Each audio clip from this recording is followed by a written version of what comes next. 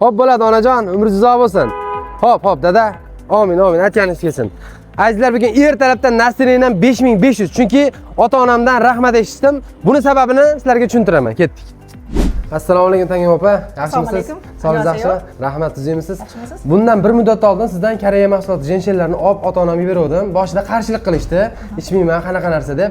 Hozir o'sha narsasiz yura olmaydigan bo'lib qoldi. Yuzlariga qon yugurib, Nasrinlari bo'lib, uyqulari joy-joyida bo'ldi. Ozgina shu haqida ta'rif bersangiz. Koreyada 23 yillik tajribalarim asosida 10 mingdan ortiq insonlarga ushbu jenshen shifo bo'lgan. Davleniya hamda sahr, bel tizi, bo'g'in og'riqlariga shifo bo'lgani uchun hozirgacha bizlarning mijozlarimiz qayta xarid qilishayotgan holatlar ko'p bo'lmoqda. Va biz Koreya hamda O'zbekistonda eng ko'p filiallarga ega bo'lgan, aynan o'zbekistonlik qiz bo'lganimda ham faxrlanaman, chunki aynan o'zimning brendim asosida qimmatbaho jenshenlarni hamyonbop narxlarda Ippo brendi asosida ishlab chiqarmoqdamiz. Shu narsa orqali hamkorlik qilmoqchi bo'lganlar hamkorlik qilasizmi o'zi? Ha, albatta. Ushbu jenshenlarimizni bizdan optim narxda juda ham ko'p mijozlarimiz olishmoqda va Andijon, Namangan, Jizzax barcha viloyatlarda biz bilan bir xil narxda sotishmoqdalar va onlayn hamda offlayn daromadga erishmoqdalar. Hali bunaqa imkoniyat O'zbekistonda yo'q.